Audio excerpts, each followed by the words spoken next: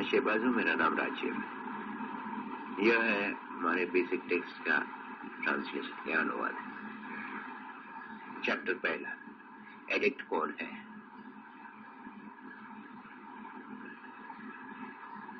लगभग हम सबको इस प्रश्न के बारे में दोबारा सोचना नहीं पड़ता। हम जानते हैं हमारा सारा जीवन और सोचने का ढंग किसी न किसी प्रकार के नशीले पदार्थों में ही केंद्रित था। उन्हें प्राप्त करके नशा करना और अधिक प्राप्त करने के लिए तरीके और जरिए ढूंढ निकालना। हम नशा करने के लिए जीते थे और जीने के लिए नशा करते थे। बिल्कुल सरल शब्दों में, नशेबाज वह पुरुष या स्त्री है जिसके जीवन को नशीले पदार्थों ने काबू किया है। हम वे लोग हैं जो एक बढ़ती हुई और जारी रहने वाली बीमारी के जकड़ में है, जिसका अंत हमेशा वही होता है, जेल, संस्थाएं और मौत। हम में से जिनको नारकोटिक्स एनोनिमस प्रोग्राम मिला है, उन्हें एडिक्ट कौन है इस प्रश्न के बारे में दोबारा सोचना नहीं पड़ता।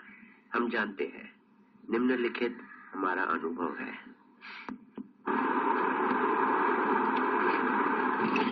हम एडिक्ट्स वो लोग हैं जिनको किसी भी दिमाग या मनस्थिति बदलने वाले पदार्थों के इस्तेमाल से जीवन के किसी न किसी क्षेत्रों में समस्या निर्माण होती है। व्यसन एक बीमारी है जिसमें नशा करने के अलावा बहुत सारे बातें जुड़ी हुई है।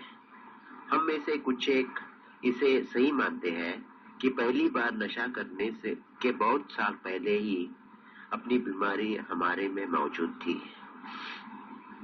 हम में से अधिकतर लोग नारकोटिक्स एनोनिमस प्रोग्राम में आने से पहले यह नहीं मानते थे कि हमें लत लग गई है। जो जानकारी हमारे पास थी वह गलत जानकारी देने वालों से आई थी। जब तक हम कुछ समय के लिए नशा बंद कर सकते थे, हम सोचते थे कि हम ठीक है। हमने नशा बंद करने की ओर देखा, नशा करने की ओर नहीं। जैसे हमारी व्यसन की बीमारी बढ़ती गई, वैसे ही हमने नशा बंद करने के बारे में कमती और कमती सोचा। कोई और रास्ता न दिखाई देने के कारण ही हताश होकर हमने खुद को पूछा, क्या इसकी वजह ड्रग्स हो सकती है? हमने एडिक्ट्स बनना चुनकर नहीं लिया।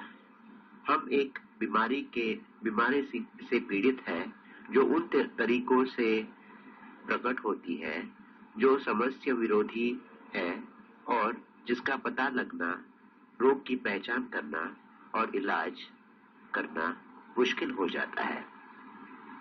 हमारी बीमारी ने हमें लोगों से अलग कर दिया, सिवाय जब हम ड्रग्स प्राप्त कर रहे थे, इस्तेमाल कर रहे थे या अधिक पाने के लिए तरीके और जरिए की खोज कर रहे थे।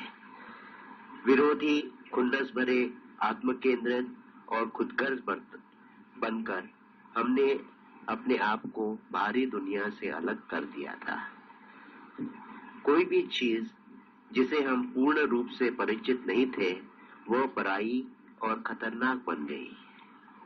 हमारी दुनिया छोटी सी हो गई और तन्हाई ही अपनी जिंदगी बन गई। सिर्फ यही एक जीने का तरीका था जो हम जानते थे। हम में से कुछ एक ने नशा किया और उनका गलत इस्तेमाल किया और दुरुपयोग किया, और फिर भी अपने आप को एडिक्ट नहीं माना। ये सब होते दरमियान हम खुद को कहते गए कि मैं इसे संभाल सकता हूँ। व्यसन की बीमारी के स्वरूप के बारे में हमारी गलत समझ से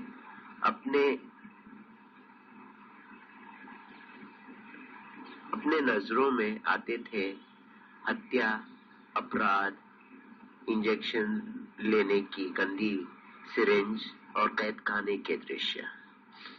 जब हमारे व्यसन को अपराध या नैतिक कमी समझा गया, तब हम विरोधी बने और ज्यादा गहरी तनाई में चले गए।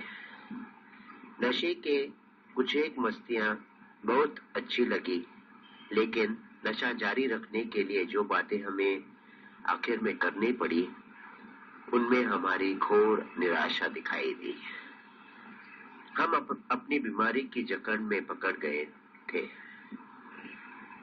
चाहे किसी भी तरह से जीवित रहने के लिए हमें मजबूर किया गया था।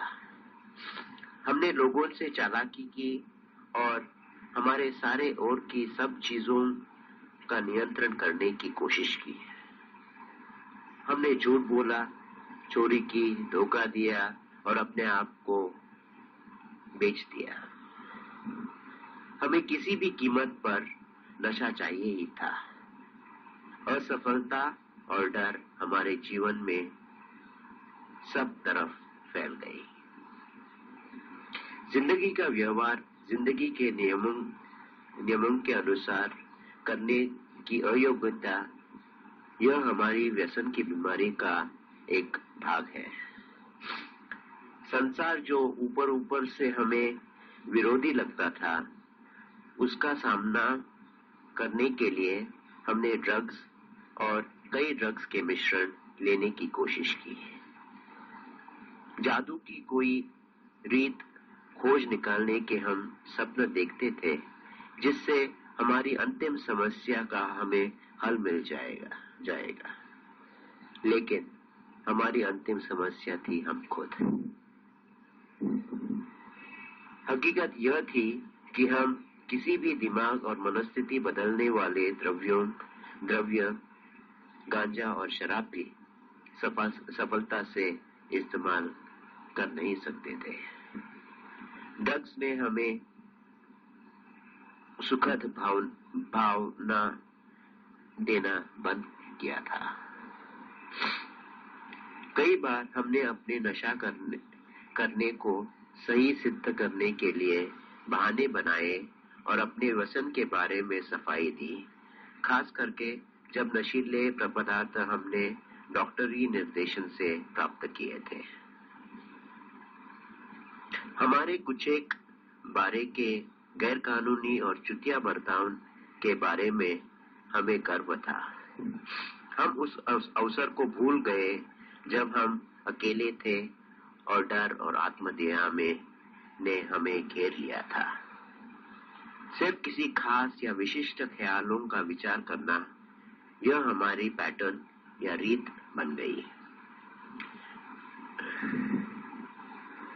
हम सिर्फ अपने नशे के अच्छे अनुभव याद करते थे। बीमार और पागल नहीं बनने के लिए जो चीजें हम कर रहे थे, उन्हें सही सिद्ध करने के लिए बहाने हमने बनाए। हमने उन अवसरों पर ध्यान नहीं दिया जब जीवन एक भयानक सपने के जैसे लगता था। हम अपने व्यसन की हकीकत को टालते गए। प्यार करने की योग्यता और अंतःकरण जैसे हमारी भावात्मक और मानसिक उच्च क्रियाओं पर अपने नशे करने से गहरा असर पड़ गया। जीने की योग्यता जानवरों के जैसे बन गई। हमारा साहस टूट गया। हम इंसानियत महसूस करने की योग्यता खो चुके थे।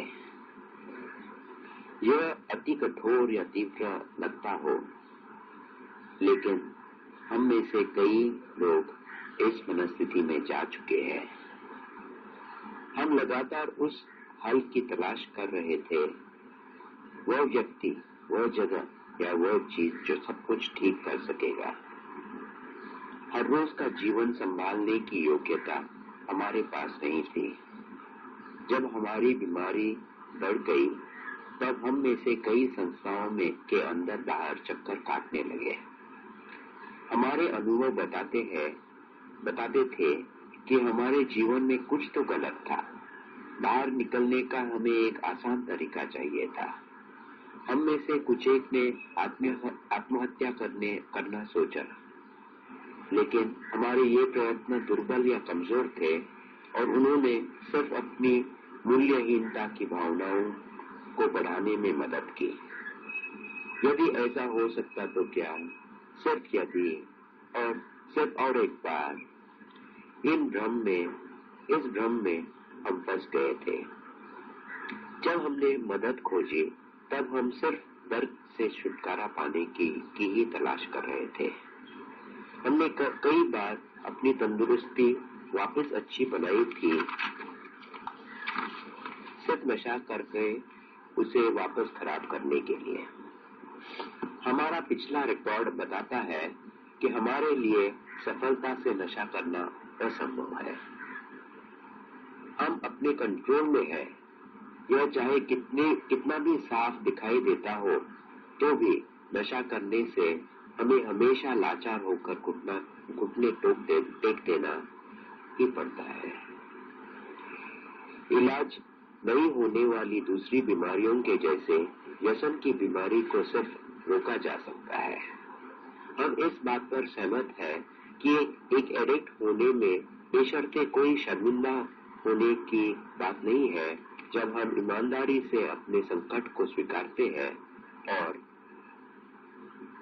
सकारात्मक या अच्छे कार्य करते हैं। सामान्य बुद्धि हमें बताती है कि अपनी एलर्जी के मूल कारण के पास वापस जाना पागलपन है। हमारा अनुभव है कि दवाई और औषधि जड़ी बूटी से हमारे बीमारी का इलाज नहीं होता। हालांकि शारीरिक और मानसिक सहनशीलता का इसमें सहभाग है, तो भी एलर्जी की रिएक्शन भड़काने के लिए कई ड्रग्स को ज्यादा समय तक इस्तेमाल करने की जरूरत ही नहीं होती। हम कितना नशा करते हैं यह नहीं, पर ड्रग्स के प्रति हमारी रिएक्शन क्या है, वो हमें एडिक्ट बनाती है।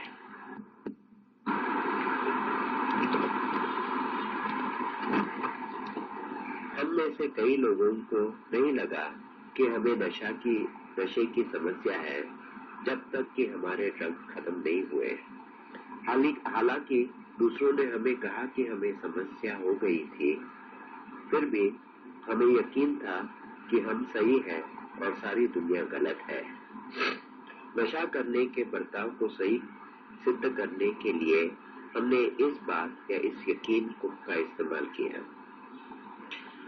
हमने ऐसा देखने का अंदाज अपनाया जिसे हमारे लिए खुद की या दूसरों की भलाई का बिना कोई ख्याल रखते हुए अपने व्यसन में लगे रहना संभव हुआ। दूसरों को कभी भी कबूल करने से बहुत लंबे अरसे पहले ही हम महसूस करने लगे थे कि ड्रग्स हमें मार रहे हैं।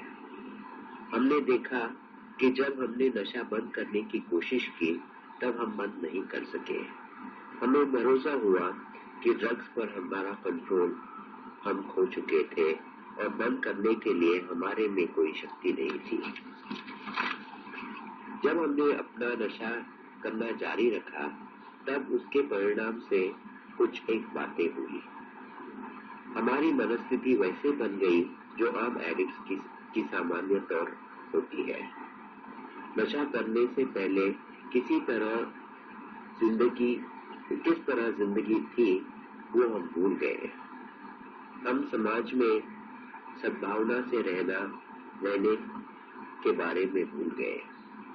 हमने अजीब आदतें और तौर तरीके अपनाए। किस तरह से काम करते हैं, किस तरह खेलते हैं, किस तरह अपने आप को प्रकट करते हैं या दूसरों के सामने पेश आते हैं और किस तरह दूसरों की परवाह करते हैं, ये सब हम भूल गए। हम भावनाओं को अनुभव करना भूल गए। नशा करते दौरान हम एक अलग दुनिया में रहे। हमने हकीकत और खुद का होश सिर्फ कभी कभी अनुभव किया। ऐसे लगता था कि हम एक के बदले में दो लोग हैं, कि हम दो रूप में बांटे हुए थे, अच्छा और बुरा या राम और रावण। फिर से नशा शुरू करने से पहले हम इधर उधर दौड़ते थे अपने जीवन को काबू में लाने के लिए।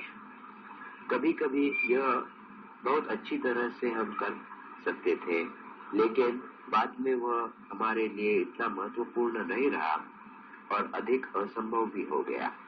अंत में राम मर गया और रावण ने अपने जीवन का नियंत्रण करने शुरू किया। हम हरेक ने कुछ एक बातें तो कभी की ही नहीं होगी। हमने उनको अपना नशा वापस करने का बहाना नहीं बनाना चाहिए। दूसरे मेंबर और हमारे बीच के भेदभाव की वजह से हम में से कुछ एक अकेलापन अनुभव करते हैं। इस भावना की वजह से हमें अपने पुराने साथीदार और पुरानी आदतों को छोड़ देना कठिन हो जाता है। शुरू में हम उस तरह नशा करते थे जिससे लगता था कि हम समाज में रहने वालों के जैसे कर रहे हैं, नहीं तो कम से कम हम काबू में रखकर कर रहे हैं। तब हमें पता नहीं था कि आगे भविष्य में हम कैसे घोर संकट में पड़ने वाले थे। किसी एक बिंदु या मुकाम के बाद हमारा नशा करना बेकाबू और समाज विरोधी हो गया। यह शुरू हुआ जब सब कुछ ठीक चल रहा था और जब हम उस परिस्थिति में थे जहां हम अक्सर नशा कर सकते थे। यह सामान्यता अपने अच्छे दिनों का अच्छे समय की समाप्ति थी। हमने नशा बंद करने की या कंट्रोल में लेने की या एक के बदले में दूसरा नशा करने की कोशिश की होगी, लेकिन हम सफल और कल्याणकारी स्थिति से आध्यात्मिक, भावात्मक और मानसिक तौर से पूरे तरह से कंगाल हो गए। इस नीचे गिरने की रफ्तार हर एडिक्ट के लिए अलग अलग होती है। वो चाहे कई वर्षों के बाद हो सकती है या कुछ ही दिनों में, लेकिन सब निचली ओर ही होता है। हम में से जो मर नहीं जाते वो आगे जब अपनी बीमारी बढ़ती है तब कैद खाने या पागल खाने जाते हैं, या तो उनका नैतिक बल पूरा टूट जाता है। ड्रग्स से हमें ऐसे लगता था कि हम किसी भी आगे होने वाली परिस्थिति को संभाल सकते हैं, लेकिन हम जागरूक या जानकार हुए कि हमारी सबसे बड़ी उलझन के लिए जिम्मेदार ड्रग्स का प्रयोग ही था। हम में से कुछ एक लोगों को तो शायद ड्रग्स संबंधी अपराधों के लिए उनके जिंदगी के बचे हुए दिन शायद के कैद खाने में ही काटने पड़ेंगे। नशा बंद करने के लिए तैयार होने से पहले हमें नीचे तल तक गिरकर ठोकर खाना आवश्यक था। आखिर जब हमारी बीमारी बहुत बढ़ गई तब हमें मदद पूछने का प्रोत्साहन मिल गया। तब हमें अपने नशा करने से हो गई हुई बर्बादी, मुसीबत और दृष्टि भ्रम को देखना आसान हो गया। अपनी व्यसन की बीमारी का इनकार करना कठिन हुआ जब हमारी आंखों के सामने इतनी समस्या खड़ी हुई थी। हम में से कुछ एक ने पहली बार व्यसन की बीमारी का असर उनमें देखा जो हमारे सबसे करीब थे। हमें जीवन भर सहारा देने के लिए हम उन पर अति निर्भर थे। हमें गुस्सा आया, ठेस पहुंची और हम निराश हुए जब उन्हें दूसरे दोस्त या प्रेमी मिल गए या दूसरी दिलचस्पी देने वाली चीजें मिली। भूतकाल का हमें दुख था, भविष्य का हमें डर था और वर्तमान काल के बारे में हमें बिल्कुल रोमांच या उत्साह नहीं थी। अपने व्यसन ने हमें गुलाम बनाया था। हम अपने खुद के दिमाग के कैदी थे और खुद की अपराध भावना ने हमें अपराधी ठहराया था। हमने आशा छोड़ दी कि हम कभी भी नशा बंद कर सकते हैं। नशे से दूर रहने के हमारे प्रयत्न असफल हुए और उससे दर्द होकर हम तंग हो गए। हम नशेबाजों को एक बीमारी है जिसका कोई इलाज नहीं। इस बीमारी को व्यसन कहते हैं। यह बीमारी लंबे अरसे तक रहने वाली, बढ़ते रहने वाली और एक घातक बीमारी है। हम में से कई लोगों ने इसके हल की तलाश की, लेकिन कोई व्यावहारिक हल पाने में असफल रहे जब तक हम एक दूसरे को नहीं मिले। जब हम खुद को स्थापित करते हैं कि हम नशेबाज हैं, तब मदद मिलना संभव होता है। हम हमारे में से थोड़ा कुछ हर एक नशेबाज में देख सकते हैं और उनमें से थोड़ा कुछ हमारे में देख सकते हैं। इस विशेष दृष्टि की वजह से हम एक दूसरे को मदद कर सकते हैं। हमारा भविष्य निराश लगता था जब तक हमें क्लीन एडिक्ट्स नहीं मिले जो हमारे साथ शेयर करने के लिए तैयार थे। अपने व्यसन की बीमारी को इनकारने से हम बीमार ही रहते हैं, लेकिन अपने व्यसन को सच्चाई से कबूल करने से हमें नशा बंद करना संभव होता है। एनए के लोगों ने हमें बताया कि वे सुधरते हुए नशेबाज थे जिन्होंने नशे बिना जीने को सीखा था। यदि वो कर सकते थे तो हम भी कर सकते हैं। रिकवरी के अलावा हमारे लिए सिर्फ ये रास्ता या संभावना है: कैद खाने, संस्थाएं, खंडहर या मौत। बदकिस्मती से अपनी बीमारी हमको व्यसन का इनकार करने को मजबूर करती है। यदि आप एक नशेबाज हैं, तो एनए प्रोग्राम से आप जिंदगी जीने का एक तरीका पा सकते हैं। नशे से दूर रहकर और नारकोटिक्स एनोनिमस के 12 कदमों को काम करने से हमारे जीवन उपयोगी हो गए हैं। हम जानते हैं कि हमारा पूरा इलाज कभी नहीं होगा और यह बीमारी हम अपने बाकी के सारे जीवन में हमारे साथ रहेगी। हमें एक बीमारी है, लेकिन हम जरूर सुधरते हैं।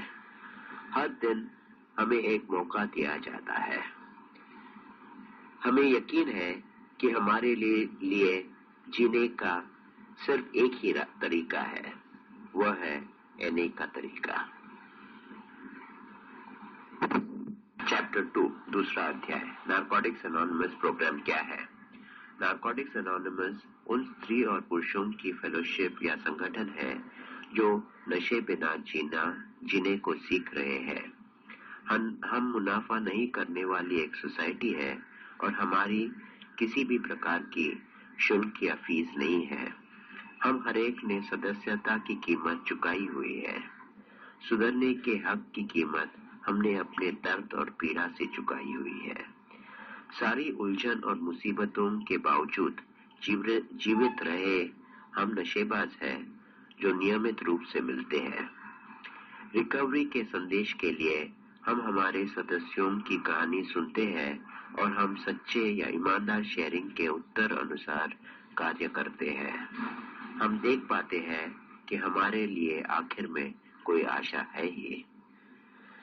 दूसरे सुधरते हुए एडिक्ट्स जिन्होंने एनए में नशे बिना जीने को सीखा है, उनके लिए जिन साधनों ने काम किया है, उन साधनों का हम उपयोग करते हैं। एनए के 12 कदम सही साधन है जो हमारी रिकवरी संभव करते हैं। नशे से दूर रहना और एनए का संदेश उन एडिक्ट्स तक पहुंचाना जो अब भी पीड़ित है, यह हमारा परम उद्देश्य या मकसद है।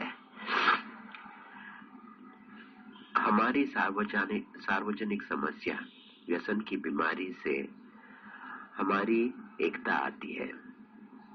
आपस में मिलने से, बातचीत करने से और दूसरे एडिक्ट्स की मदद करने से हम नशे से दूर रह सकते हैं।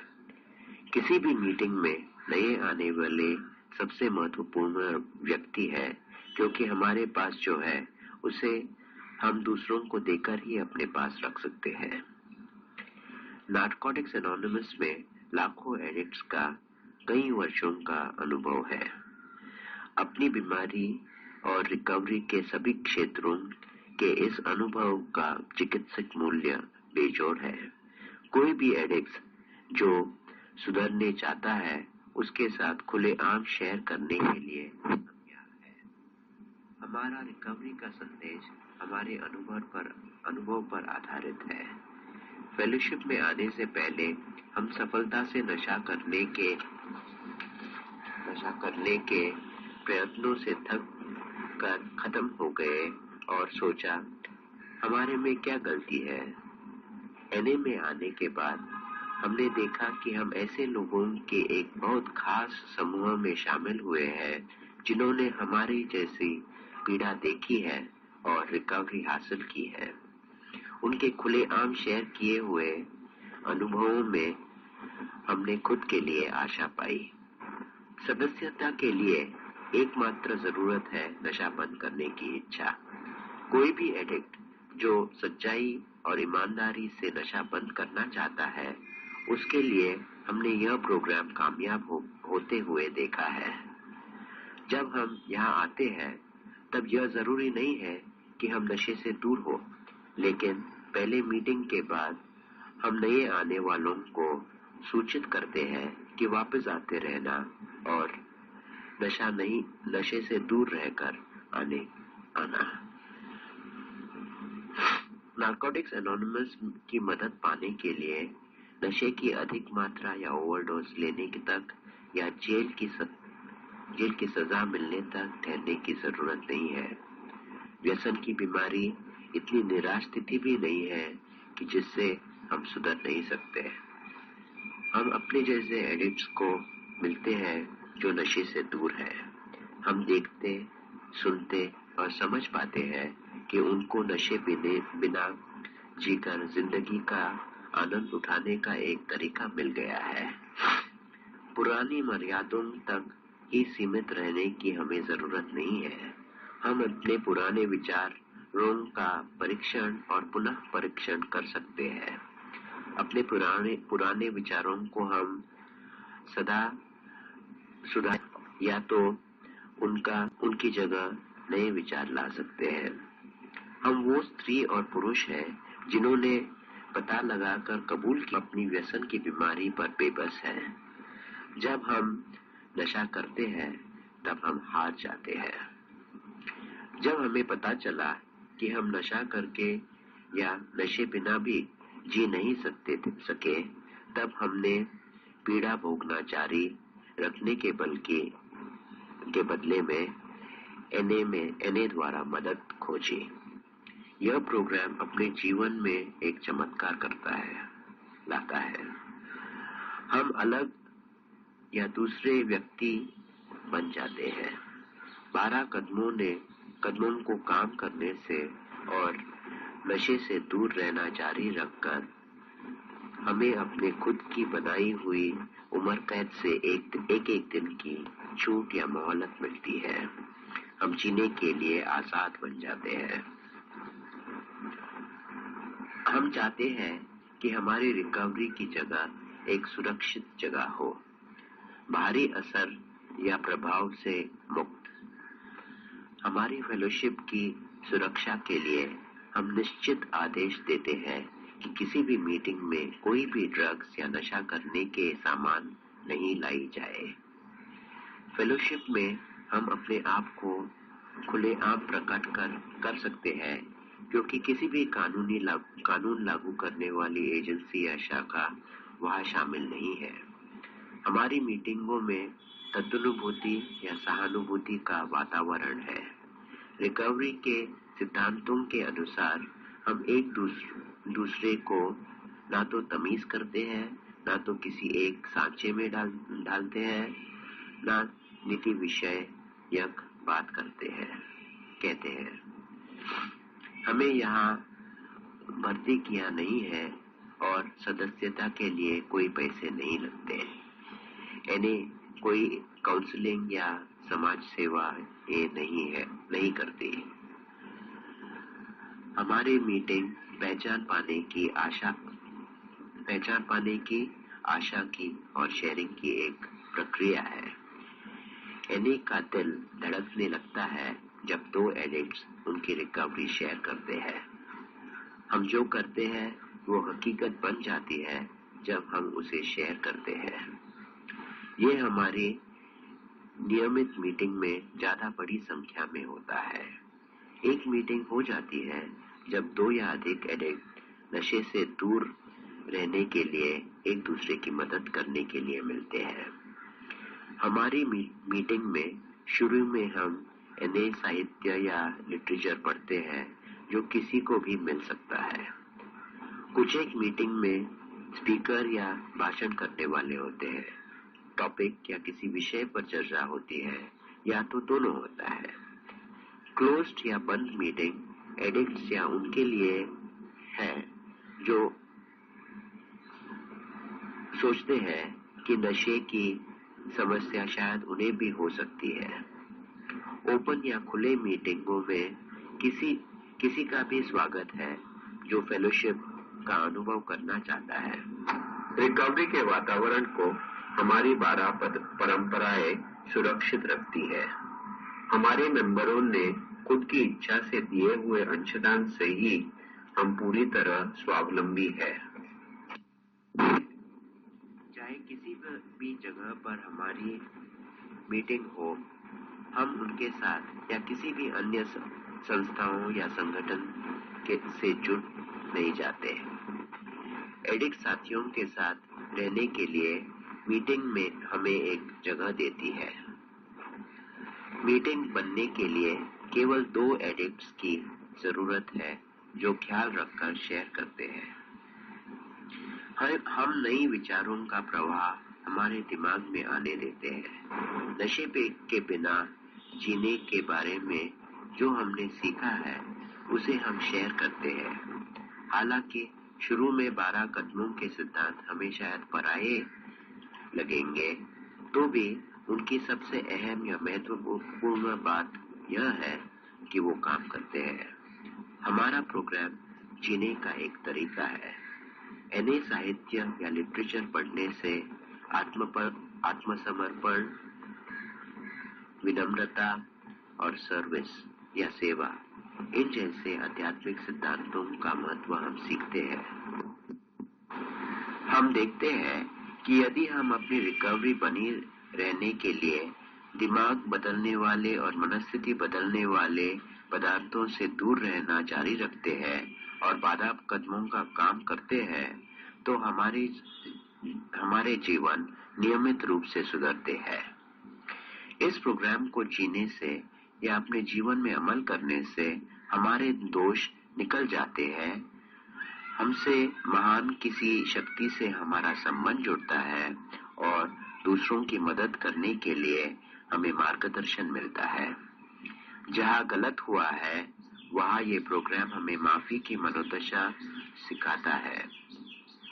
व्यसन के स्वरूप के बारे में कई किताबें लिखी गई है।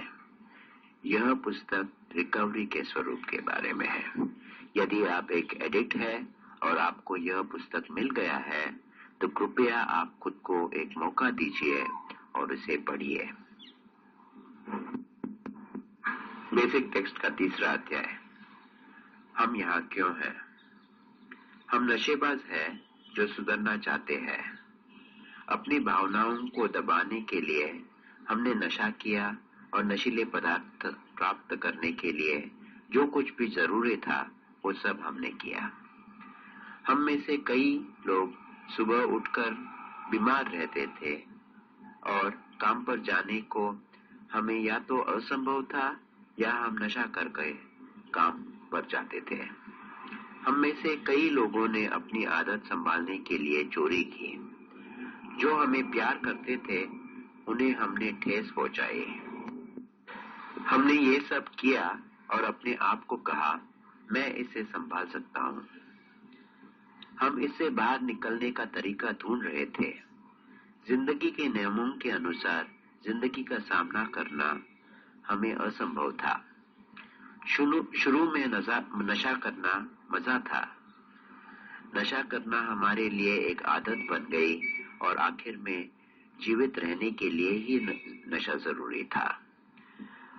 हम इस सर्वनाश के रास्ते पर चलते रहे बिना जाने कि वो हमें कहाँ ले जाएगा।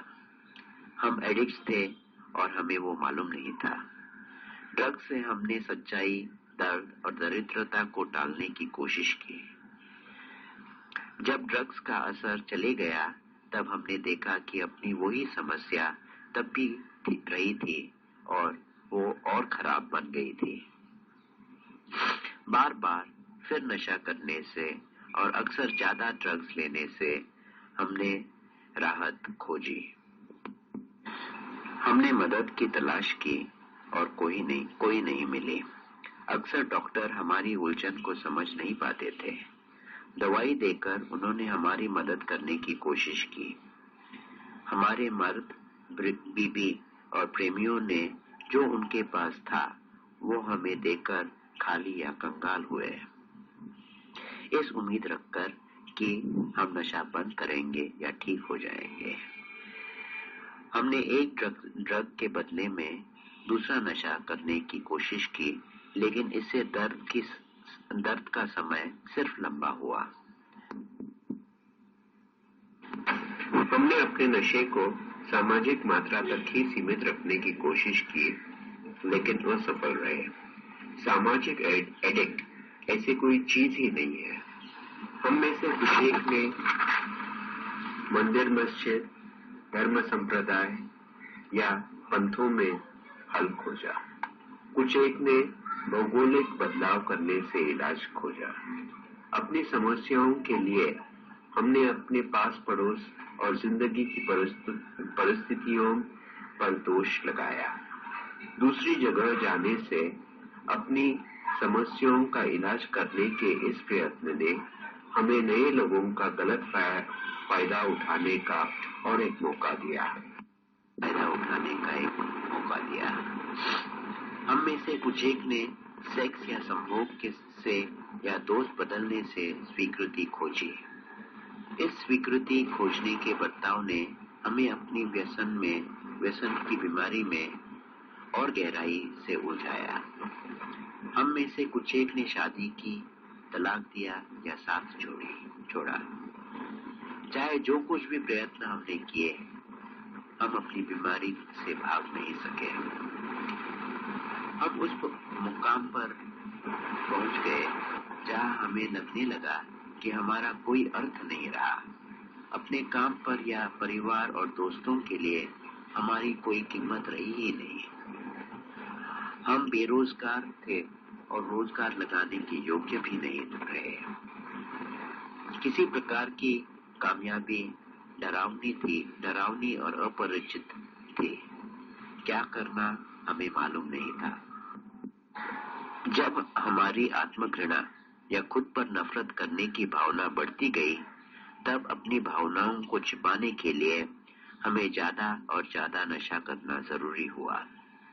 दर्द और परेशानी से हम हताश हुए और थक गए। हम डरे हुए थे और उस डर से भाग रहे थे। चाहे जितने भी दूर हम भागे, हम हमेशा उस डर को अपने साथ ले गए। हम निराश, व्यर्थ या बेकार और खोए हुए थे। असफलता अपने जीवन का एक तरीका बन गई और आत्ममूल्य था ही नहीं। हताशा शायद हमारी सबसे ज्यादा दर्द देने वाली भावना थी। अकेलापन और अपने व्यसन की बीमारी का अस्वीकार, ये हमें निचली ओर लेते गया। ठीक होने की कोई भी आशा चली गई। लाचारी, खोखलापन और डर, ये अपने जीवन का एक तरीका बन गया। हम पूरी तरह असफल थे। व्यक्तित्व या पर्सनैलिटी में बदलाव, ये हमें सचमुच जरूरी था। अपने जीवन को खुद नाश करने की पैटर्न में बदलाव लाना जरूरी बन गया। जब हमने झूठ बोला, धोखेबाजी या चोरी की, तब हम अपने खुद की आंखों में गिर गए। खुद का नाश करना अब हमारे लिए बस हो गया था। हमने बेबसी अनुभव की। जब अपने व्यामोह और डर से राहत किसी भी चीज नहीं दे सकी, तब हमने तल से ठोकर खाई और मदद पूछने के लिए तैयार हुए। हम अपने हल की तलाश कर रहे थे जब हमें नारकोटिक्स एनोनिमस मिली। हम पराजित होकर अपने पहले यानी मीटिंग में आए और हमें मालूम नहीं था कि हमें क्या मिलेगा। एक मीटिंग या कई मीटिंग में बैठने के बाद हम महसूस करने लगे कि ये लोग हमारा ख्याल रखते हैं और हमें मदद करने के लिए तैयार है। हमारे दिमाग हमें कहते थे कि हम कभी ठीक नहीं होंगे, तो भी फेलोशिप के लोगों ने हमें दृढ़ता से कहा कि हम जरूर सुधर सकेंगे और हमें आशा दिलाई। हमने देखा कि चाहे कोई भी हमारे पूर्व के विचार और कार्य थे, दूसरों ने वही किया था या वैसे ही महसूस किया था। दूसरे साथी एडिक्ट्स के बीच में रहकर हम देख पाए कि अब हम कभी भी अकेले नहीं थे। हमारी मीटिंग में रिकवरी बनती है।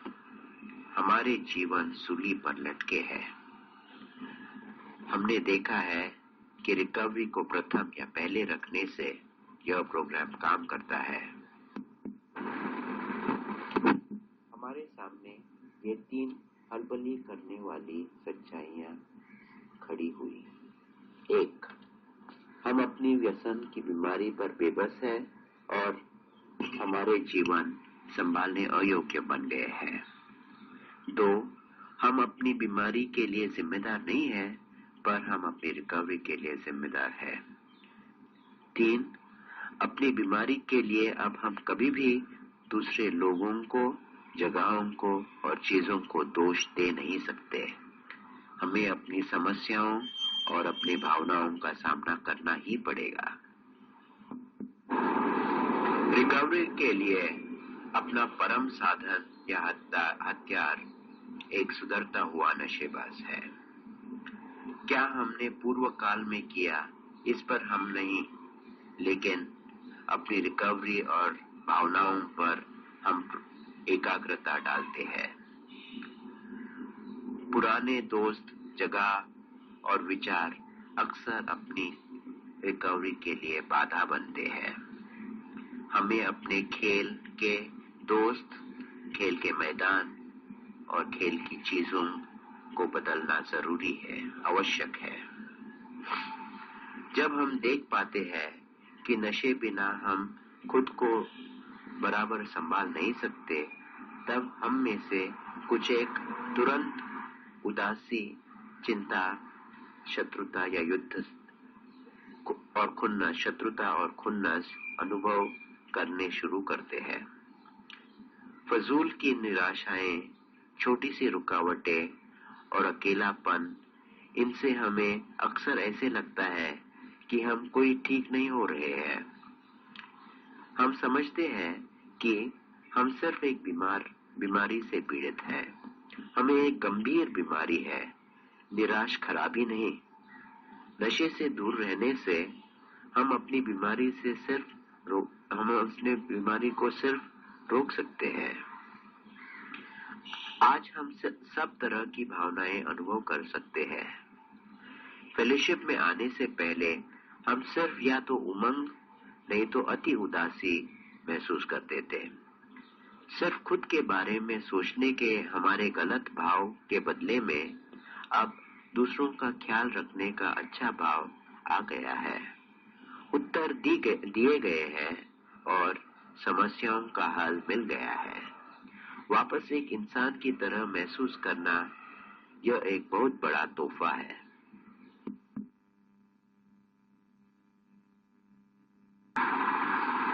बेसिक टेक्स्ट का 5वां अध्याय, मैं क्या कर सकता हूँ। यह काम कैसे करता है, ये अगले अध्याय से पहला कदम लेकर आप अपना प्रोग्राम शुरू करो। जब हम अपने बिल्कुल जिगर से पूरी तरह से स्वीकारते हैं कि हम अपने व्यसन पर बेबस हैं, तब हमने अपनी रिकवरी में एक बहुत बड़ा कदम लिया है। इस मुकाम पर हम में से बहुत जनों के कोई न कोई रिजर्वेशन होते हैं। रिजर्वेशन यानी हमारे वो भाग जो हम प्रोग्राम के प्रति आत्मसमर्पण नहीं करते, जो हम पकड़ कर बैठते हैं। इसलिए आप अपने आप को एक मौका दीजिए और शुरू से हो सके उतनी पूर्णता से यह काम कीजिए। फिर आगे जाइए और जैसे आप आगे जाते रहेंगे वैसे ही अपने आप के लिए आप प्रोग्राम की समझ खुद पाओगे। यदि आप कोई संस्था में हैं और यदि वर्तमान काल में नशा या अभी नशा करना बंद किया है, तो आप इस जीने के तरीके की कोशिश एक साफ दिमाग से कर सकते हैं। छूटने पर आप अपना दैनिक प्रोग्राम जारी रखिए और किसी एनए के सदस्य के साथ संपर्क रखिए, पत्र लिखकर, फोन पर अथवा आमने सामने मिलकर। इससे बेहतर है कि आप हमारी मीटिंग में आइए। वहां जो बातें आपको परेशान कर रही है उनके आपको हल मिल जाएंगे। यदि आप किसी संस्था में न हो तो भी यही बात सही है। आज के लिए नशा करना बंद कीजिए। लगभग हम सबको जो बातें ज्यादा लंबे अरसे तक करने को असंभव लगती है, वो हम 8-10 घंटों के लिए कर सकते हैं। यदि ऑब्सेशन और मजबूरी बहुत ज्यादा बढ़ जाती है तो 5-5 मिनट के हिसाब से आप नशा करना बंद कर सकते हैं। यानी अपने आप को कहो सिर्फ 5 मिनट नशा नहीं करूंगा, फिर वापस सिर्फ 5 मिनट के लिए और फिर वापस ऐसे मिनट बढ़कर घंटे हो जाएंगे और घंटे दिन हो जाएंगे और इससे आप वह आदत छोड़ पाएंगे और कुछ मन की शांति आप पाओगे। सच्चा चमत्कार हो जाता है जब आप देख पाते हैं कि किसी न किसी तरीके से नशा करने की जरूरत आपसे निकल गई है। आपने नशा करना बंद किया है और जिंदगी जीना शुरू किया है। सुधार के मार्ग पर पहला काम जो हमें करना है वह है नशा बंद करना है।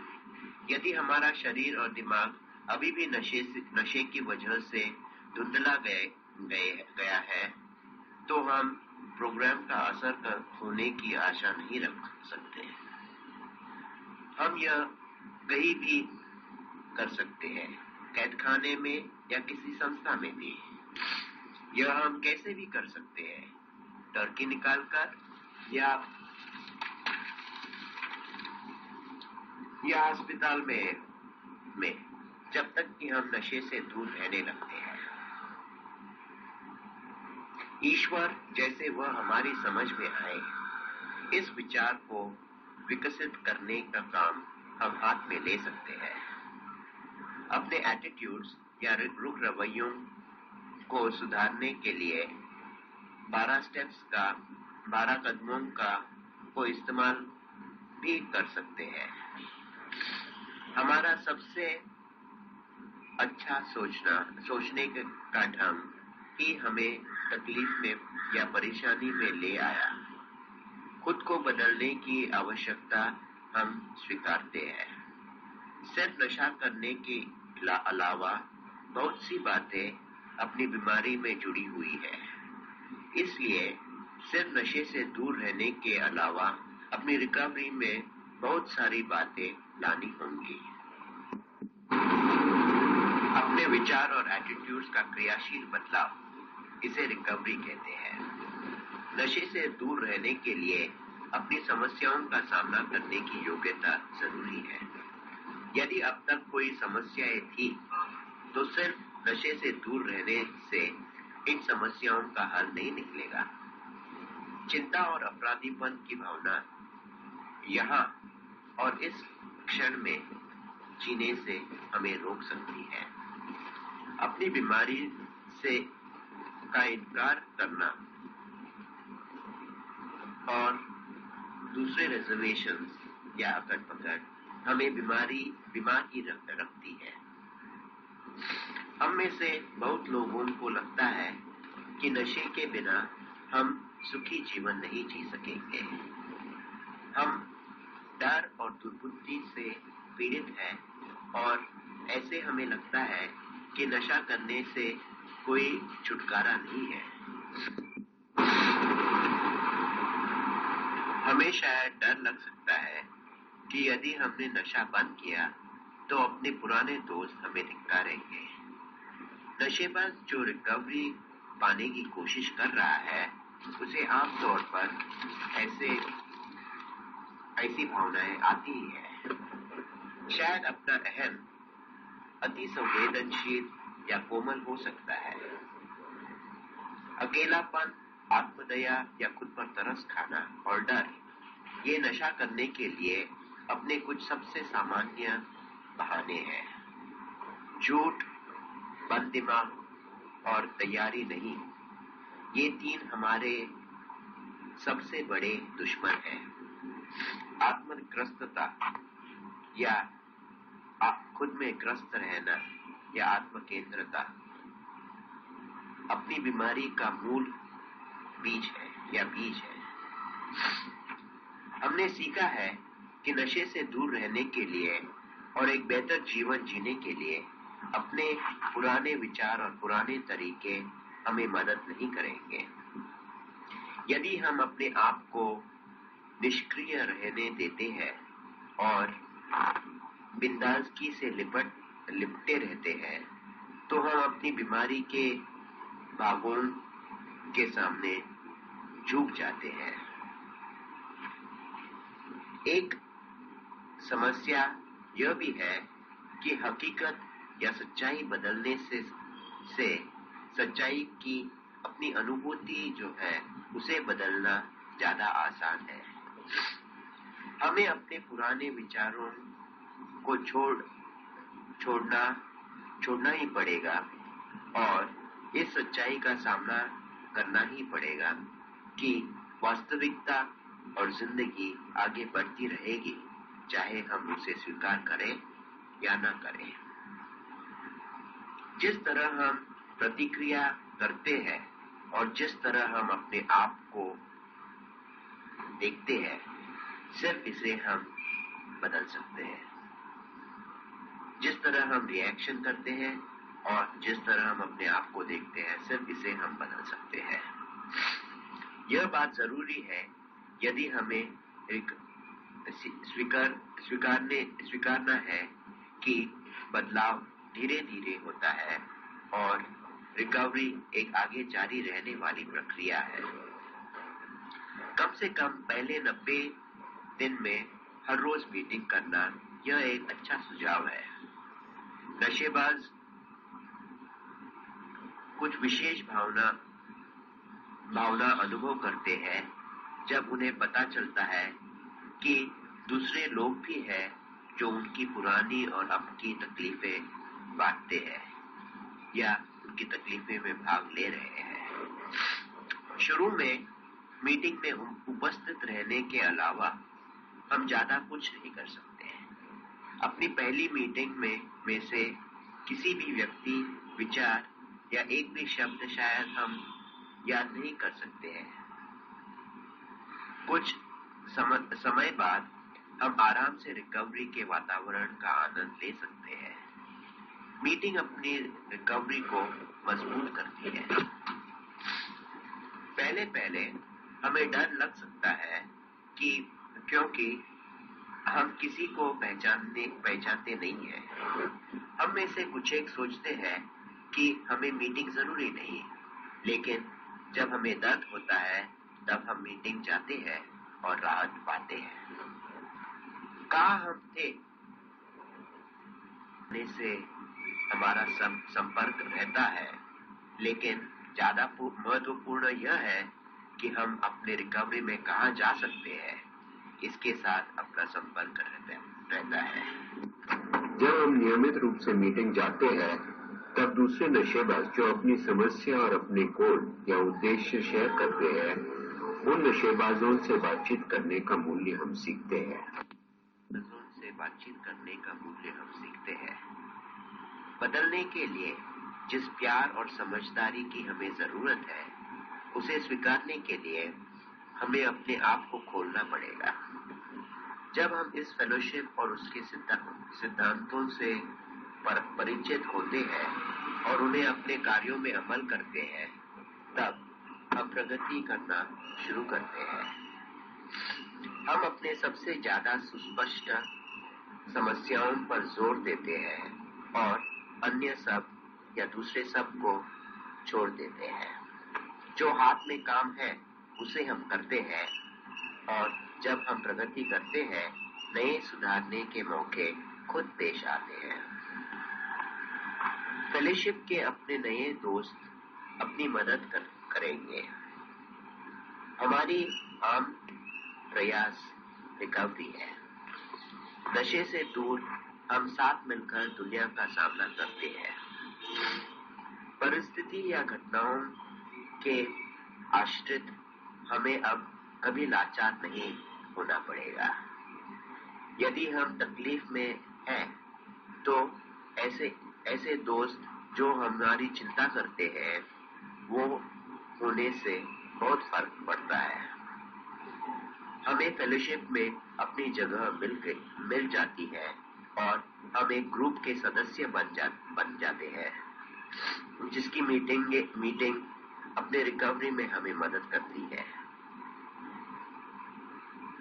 हम इतनी देर तक अविश्वसनीय रहे हैं कि लगभग हमारे सब दोस्त और परिवार हमारी रिकवरी पर शक करेंगे। उन्हें लगता है कि अपनी रिकवरी टिकेंगी नहीं। हमें ऐसे लोगों की जरूरत है जो अपनी बीमारी और रिकवरी की प्रक्रिया समझते हैं। मीटिंगों में हम दूसरे नशेबाजों के साथ शेयर कर सकते हैं, प्रश्न पूछ सकते हैं और जीने के नए तरीके सीख सकते हैं। अब और कभी हम अपने पुराने विचारों में ही सीमित नहीं हैं। धीरे धीरे पुरानी आदतों की जगह जीवन जीने के नए तरीके लाते हैं। हम बदलने के लिए तैयार होते हैं। हम नियमित रूप से मीटिंग जाते हैं, टेलीफोन नंबर लेते हैं और उन्हें इस्तेमाल करते हैं, यानी किताबें पढ़ते हैं, और सबसे महत्वपूर्ण है कि हम नशा नहीं करते।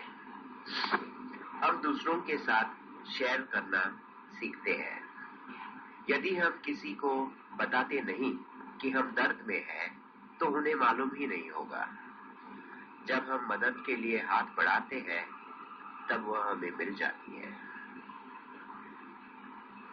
नए आने वाले के लिए और एक साधन है फेलोशिप में लिपट जाना या इन्वॉल्व होना। जब हम लिपट जाते हैं, तब हम प्रोग्राम को पहला रखना सीखते हैं और दूसरे मामले हम तसल्ली से ले सकते हैं। हम यह शुरू करते हैं मदद पूछने से और मीटिंग के लोगों की सलाहों पर अमल करने की कोशिश करने से। ग्रुप के दूसरे लोगों को हम मदद करने ग्रुप के दूसरे लोगों को हमें मदद करने देना लाभकारी है या फायदेमंद है। कुछ वक्त के बाद जो हमें दिया जाता है, उसे हम दूसरों को दे सकेंगे। हम सीखते हैं कि दूसरों की सेवा करने से हम अपने आप की उलझनों से बाहर निकलेंगे। अपना काम सादे कार्यों से हम शुरू कर सकते हैं। एस्ट्रे खाली करना, चाय बनाना या देना, साफ सफाई करना, मीटिंग की तैयारी करना, दरवाजा खोलना, मीटिंग चेयर करना, मीटिंग लिस्ट या पुस्तिका देना। हम फेलोशिप का एक भाग है। यह भावना जागने में ये सब काम हमें मदद करेगा। हमने देख पाया है कि स्पॉन्सर होने से और उसका उपयोग करने से हमें मदद मिलती है।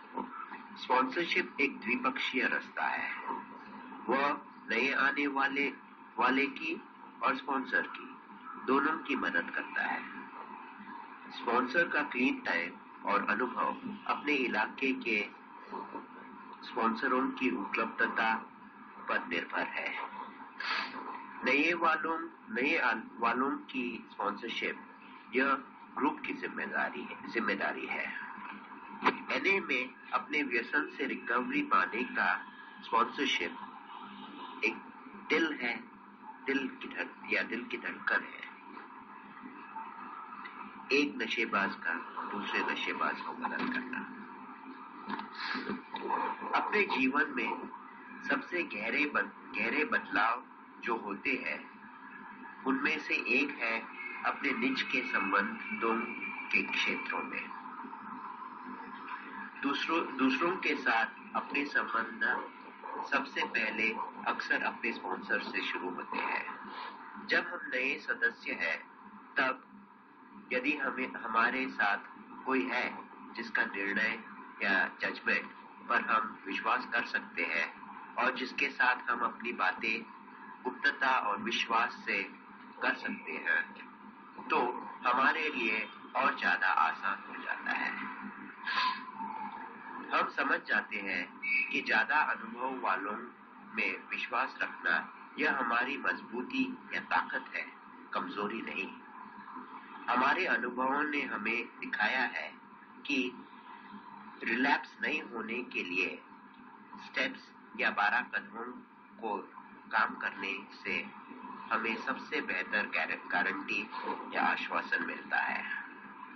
स्टेप्स को काम कैसे करना इसकी सलाह अपने स्पॉन्सर और दोस्त दे सकते हैं। स्टेप्स का क्या मतलब है यह हम उनके साथ बात कर सकते हैं। स्टेप्स या 12 कदमों को अमल करना इसके आध्यात्मिक अनुभव के लिए तैयार होने की वो हमें मदद कर सकते हैं।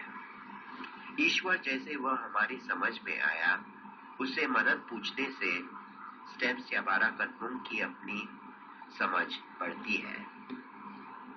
जब हम तैयार हो जाते हैं तब हमें अपने नए प्राप्त किए हुए जीवन जीने के तरीकों पर चलने की कोशिश करना ही चाहिए। हमने सीखा है कि अपने जीवन के अनुसार जब हम प्रोग्राम का रूपांतर या बदलाव करते हैं तब प्रोग्राम काम नहीं करता। प्रोग्राम के अनुसार हमें अपना जीवन बदलना आवश्यक है। आज हम साधन खोजते हैं, समस्याएं नहीं। जो हमने सीखा है उस पर हम प्रयत्न करते हैं, जांचने के हिसाब से। जो हमें जरूरी है उसे हम रखते हैं और बाकी सब हम छोड़ देते हैं। हमने देखा है कि स्टेप्स या 12 कदमों को काम करने से, अपनी उच्च शक्ति से बातचीत करने से या संपर्क रखने से, स्पॉन्सर से बातचीत करने से और नए आने वालों के साथ शेयर करने से आध्यात्मिक रूप से हमारी उन्नति हो सकती है।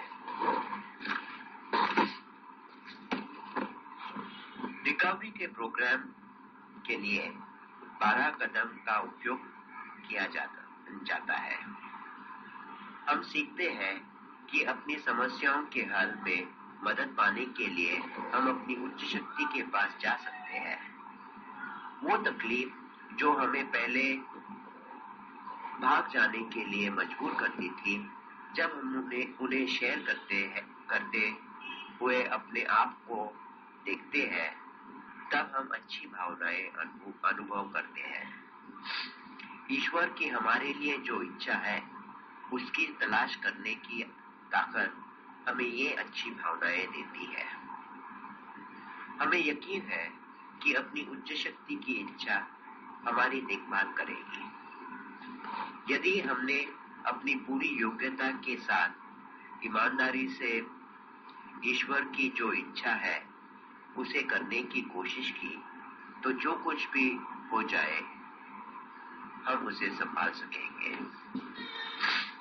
अपनी उच्च शक्ति की इच्छा पाने की कोशिश करना यह एक आध्यात्मिक सिद्धांत है जो अपने स्टेप्स में आता है। स्टेप्स को काम करने से और सिद्धांतों को अमल करने से अपना जीवन सीधा साधा हो जाता है और अपने पुराने एटीट्यूड्स या रुख रवैये बदल जाते हैं। जब हम कबूल करते हैं कि अपने जीवन संभालने अयोग्य या बेकाबू हो गए हैं, तब हमें अपने आप को सही सिद्ध करने के लिए बहस नहीं करनी पड़ती। जैसे हम हैं वैसे ही हमें अपने आप को स्वीकारना आवश्यक है। अब कभी भी हमें हमेशा सही होना ही नहीं पड़ेगा। जब हम अपने आप को यह आजादी देते हैं, तब हम दूसरों को गलत होने दे सकते हैं। ऐसे लगता है कि अपने आप को स्वीकारने के बाद ही हमें बदलने की आजादी मिलती है। संगति नशेबाजों के साथ शेयरिंग करना यह अपने प्रोग्राम का मूल साधन है। यह मदद सिर्फ एक दूसरे नशेबाज से आ सकती है। वो यह मदद है जो कहती है कि मुझे भी कुछ वैसे ही हुआ था और मैंने यह किया। जो भी हमारे तरीके का जीवन चाहता है, उसके लिए हम अपना अनुभव, ताकत और आशाएं शेयर करते हैं। उसे उपदेश या निर्णय नहीं सुनाते। यदि अपने दर्द भरे अनुभव शेयर करने से केवल एक आदमी को भी मदद मिलती है, तो वह पीड़ा जायज थी।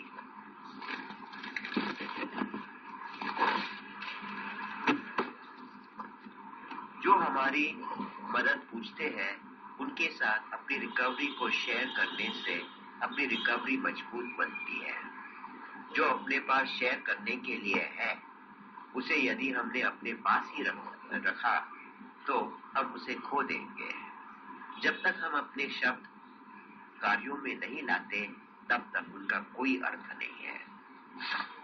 अपनी आध्यात्मिक उन्नति हम तब मानते हैं जब हम हाथ बढ़ाकर दूसरों की मदद करते हैं। हम दूसरों की मदद करते हैं जब हम सर्विस या सेवा में भाग लेते हैं और जब हम उस नशेबाज जो अब भी पीड़ा भोग रहा है, उसे अपना मैसेज या संदेश पहुंचाते हैं। हम सीखते हैं कि जो अपने पास है उसे सिर्फ दूसरों को देकर ही हम उसे अपने पास रख सकते हैं। और हमारा अनुभव यह भी दिखाता है कि अपने खुद के बाहर निकल कर दूसरों को मदद देने से अपने निज की समस्याओं का हल निकल जाता है। हम मान जाते हैं कि एक नशेबाज सबसे बेहतर दूसरे नशेबाज को समझकर मदद कर सकता है। चाहे जितना भी हम दे, दूसरा कोई नशेबाज मदद खोजता हुआ हमेशा होता है।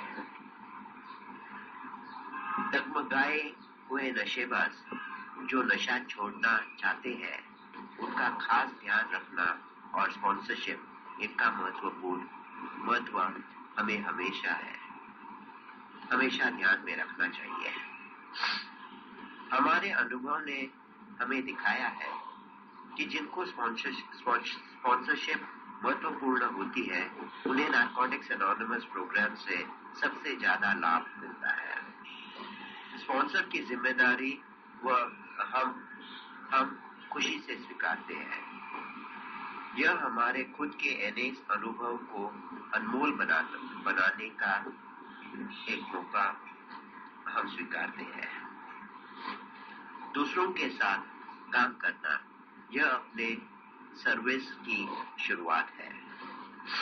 एने सर्विस करने से पीड़ित नशेबाज की प्रत्यक्ष मदद करने में हम अपना काफी समय गुजार सकते हैं। एने सर्विस से हम नारकोटिक्स एनोनिमस को जीवित या बना रहने की मदद भी करते हैं। इस तरह जो हमारे पास है उसे हम दूसरों को देकर अपने पास रखते हैं। बेसिक टेक्स्ट का 7वां अध्याय, रिकवरी और रिलैप्स। कई लोगों को लगता है कि रिकवरी सिर्फ नशा नहीं करने की सीधी सादी बात है। वो रिलैप्स को पूरी असफलता का लक्षण सोचते हैं और लंबे समय तक नशे से दूर रहना इसे पूरी जीत समझते हैं। हम नारकोटिक्स एनोनिमस के रिकवरी प्रोग्राम के लोगों ने देखा है कि यह इतनी सरल बात नहीं है। अपनी फेलोशिप में कुछ समय सम्मिलित रहने के बाद रिलैप्स एक ऐसा हिला देने वाला अनुभव हो सकता है कि उसके बाद प्रोग्राम को हम ज्यादा कड़ाई से अमल करने लगते हैं। उसी तरह हमने कुछ मेंबरों को लंबे समय तक नशे से दूर रहते हुए देखा है, लेकिन उनकी बेईमानी और आत्ममक्कारी उन्हें समाज में स्वीकार और पूरी रिकवरी का मजा लूटने से रोकती है। तो भी नशे से पूरी तरह से दूर जारी रहकर अपने एने ग्रुप के दूसरे लोगों की नजदीकी संगत रखकर उनमें अपने आप की पहचान पाना, यह अपने रिकवरी में बढ़ने का सबसे अच्छा तरीका है। हालांकि सब एडिक्ट्स बुनियादी तौर से एक जैसे होते हैं, तो भी अपनी हरेक की बीमारी की मात्रा या रिकवरी की रफ्तार अलग अलग होती है। कभी कभी ऐसे हो सकता है कि अपनी पूरी आजादी की स्थापना या अपनी पूरी आजादी का आधार रिलैप्स होने से ही आता है। कभी कभी वो आजादी आ सकती है सिर्फ जब हम नशा नहीं करने की कठोर और कष्टकर तैयारी करते हैं, चाहे आसमान भी टूट कर गिर न जाए, जब तक कि वह संकट टल जाता है।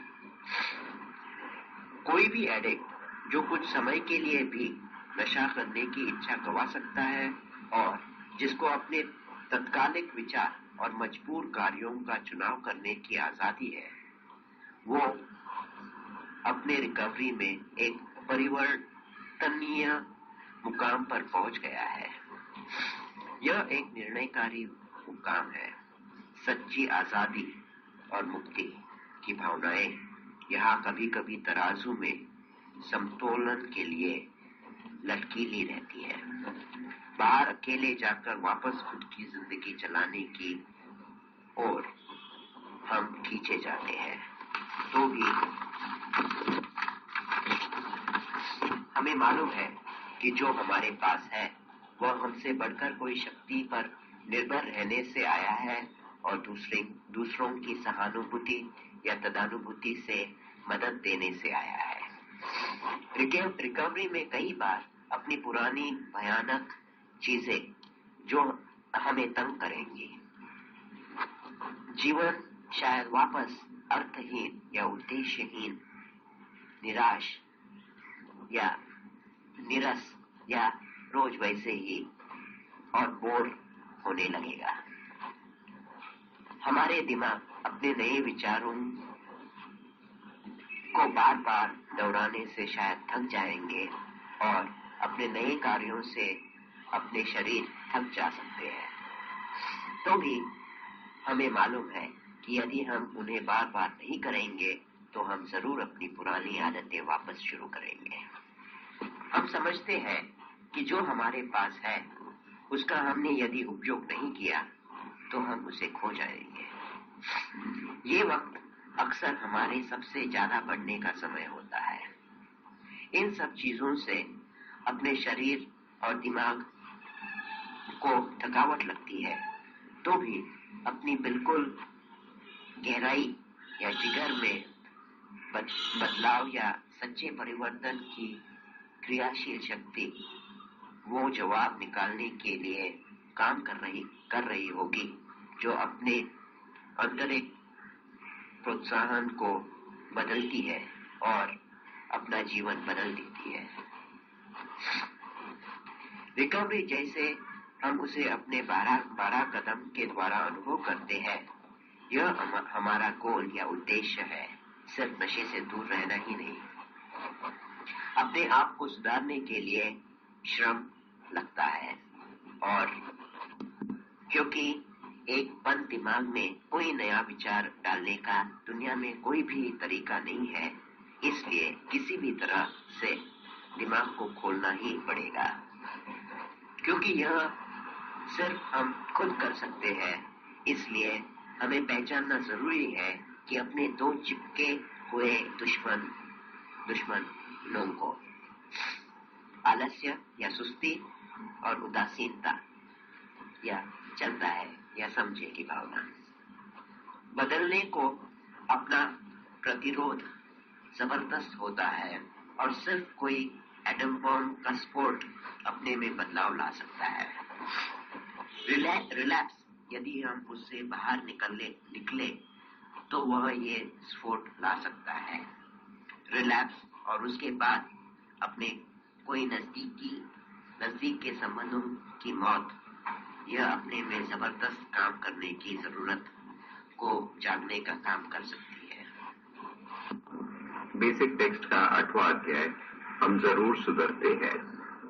राजकारण में अजीब दोस्त बन जाते हैं। यह एक पुरानी कहावत होगी, तो भी व्यसन की बीमारी हमें एक दूसरे जैसे बनाती है। हमारी खुद की कहानियां अलग अलग हो सकती है, लेकिन आखिर में हम सब में वही एक मूल सामान्यता है। यह सामान्य बीमारी या गड़बड़ है एडिक्शन या व्यसन। हम अच्छी तरह जानते हैं वो दो भाग जिससे सच्चा व्यसन या एडिक्शन बनता है, ऑब्सेशन या मनोग्रस्तता और मजबूरी या कंपल्शन या बाध्यता। ऑब्सेशन वो चिपक कर बैठ जाने वाला विचार जो पहले के सुख चैन और आराम को वापस हासिल करने के लिए हमारी खास ड्रग की ओर, नहीं तो कोई सब्स्टिट्यूट या उस ड्रग के बदले में कोई दूसरी चीज की ओर हमें बार बार ले जाता है। मजबूरी या कंपल्शन, एक बार जब हम यह प्रक्रिया शुरू करते हैं, एक फिक्स से या एक गोली से या तो एक घूंट से, तब हम अपनी इच्छा शक्ति के बल से उसे रोक नहीं सकते। ड्रग्स के प्रति हमारे शरीर अति संवेदनशील या कोमल होने की वजह से हम पूरी तरह से हमसे बढ़कर कोई घातक शक्ति के जकड़ में है। जब हम उस मार्ग के अंत में देख पाते हैं कि हम अब एक इंसान की तरह जी नहीं सकते, चाहे नशा करके या तो नशा के बिना, तब हम सबको उसी उलझन का सामना करना पड़ता है। अब क्या करना बाकी रह गया है? एक संभावना है कि भरसक कोशिश करके आगे कठोर अंत तक जाना, जेल, संस्थाएं या मौत। दूसरी संभावना यह है कि जीवन जीने का एक नया तरीका ढूंढ निकालना। बीते सालों में या अब तक बहुत कम नशेबाज यह दूसरी संभावना चुन सकते थे। जिन्हें आज लत लग गई है वो ज्यादा किस्मतवार या भाग्यवान है। मानव के सारे इतिहास में पहली बार कई नशेबाजों के जीवन में एक सादा तरीका अपनी योग्यता सिद्ध कर रहा है। वह हम सब के लिए उपलब्ध है। वो एक सादा आध्यात्मिक प्रोग्राम है जिसे कहते हैं नारकोटिक्स एनोनिमस। रिकवरी आत्मसमर्पण या सरेंडर से शुरू होती है। इसके बाद हम हर एक को याद दिलाई जाती है कि नशे से दूर एक दिन वो एक सफल दिन है। नारकोटिक्स एनोनिमस में अपने एटीट्यूड्स या रवैये, विचार और प्रतिक्रिया या रिएक्शन बदलते हैं। हम समझने लगते हैं कि हम पराये लोग नहीं हैं और हम कौन हैं इसे हम समझ पाते हैं और उसे स्वीकारते हैं। जब से मनुष्य लोग हुए हैं तब से व्यसन की बीमारी मौजूद है।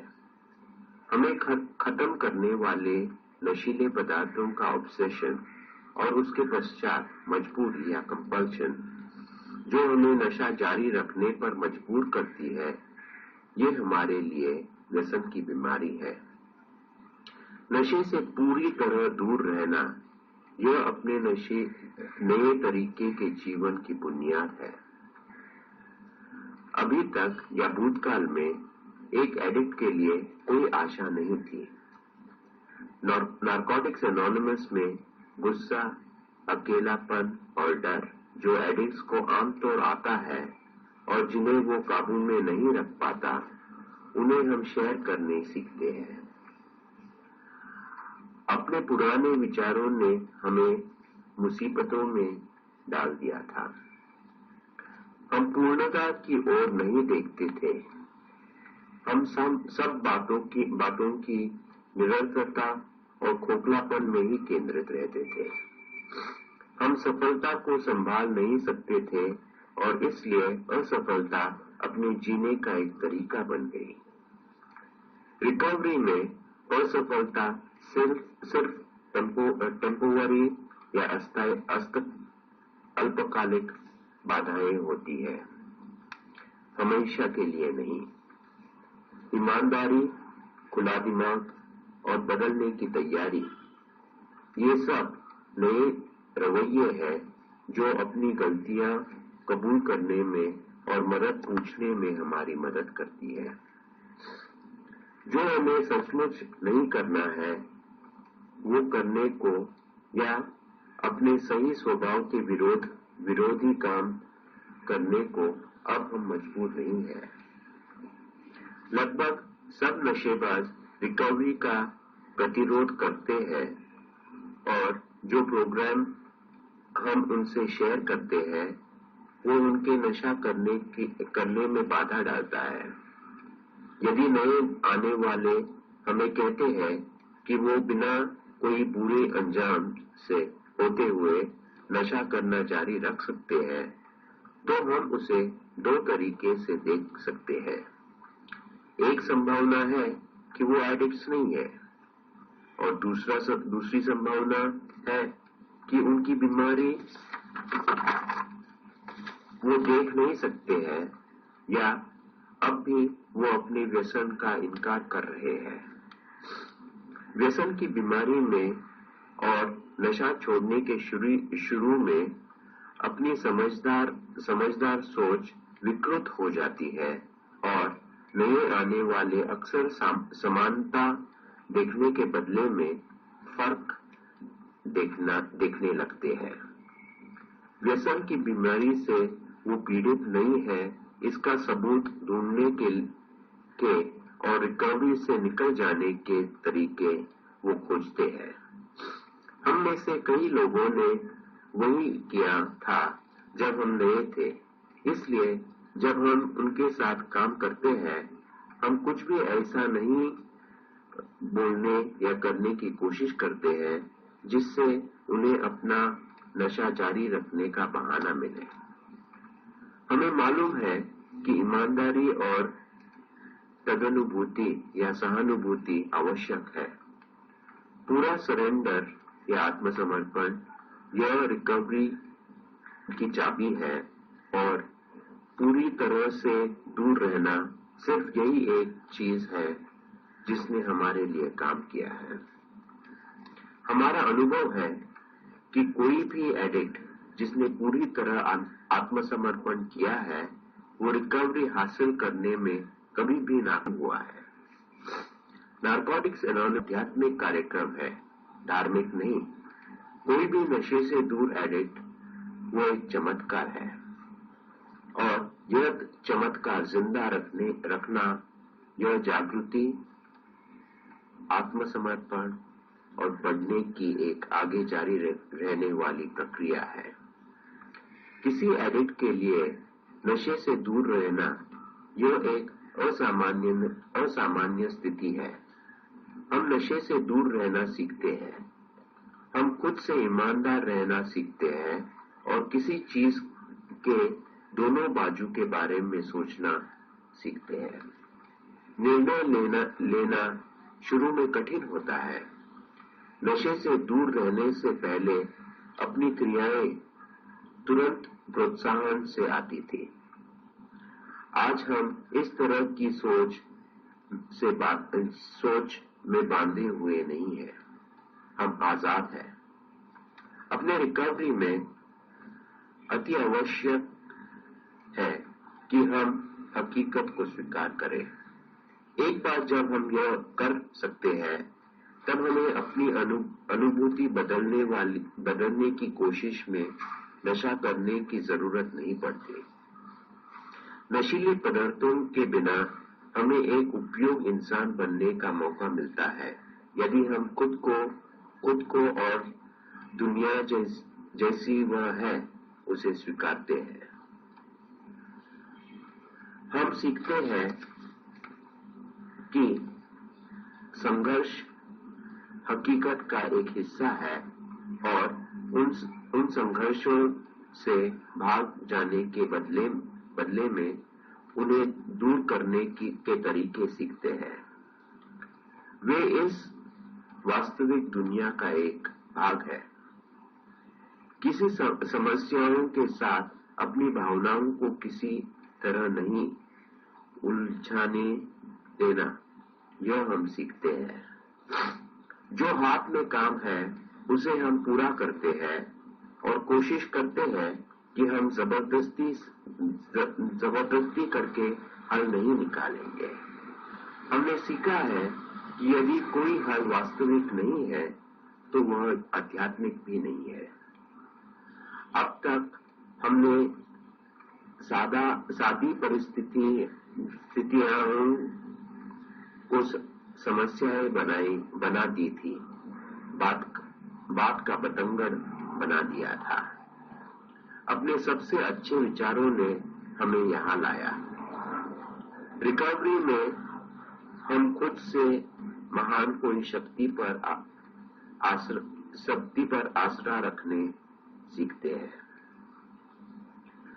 हमारे पास सब जवाब और हल नहीं है, लेकिन हम नशीले चीजों के बिना जीने को सीख सकते हैं। हम नशे से दूर रहकर जिंदगी का आनंद ले सकते हैं यदि सब आज के दिन जीना हम याद रखते हैं। हम अपनी बीमारी के लिए जिम्मेदार नहीं है, सिर्फ अपनी रिकवरी के लिए। जो हमने सीखा है, जब उसे हम अपने जीवन में अमल करने लगते हैं, तब अपनी जिंदगी अच्छे के लिए बदलने लगती है। एडिक्ट्स जो नशे के ऑब्सेशन के बगैर जिंदगी का आनंद उठा रहे हैं, उनसे हम मदद पूछते हैं। प्रोग्राम काम करने के लिए यह प्रोग्राम समझने की जरूरत नहीं है। जो दिशा हमें बताई जाती है, हमें सिर्फ उस राह पर चलना है। 12 कदम जो अपनी रिकवरी की प्रक्रिया के लिए अति आवश्यक है, उनसे हमें राहत मिलती है, क्योंकि वो एक नए आध्यात्मिक तरह का जीवन है जो हमें अपनी खुद की रिकवरी में भाग लेने का एक मौका देती है। पहले दिन से 12 कदम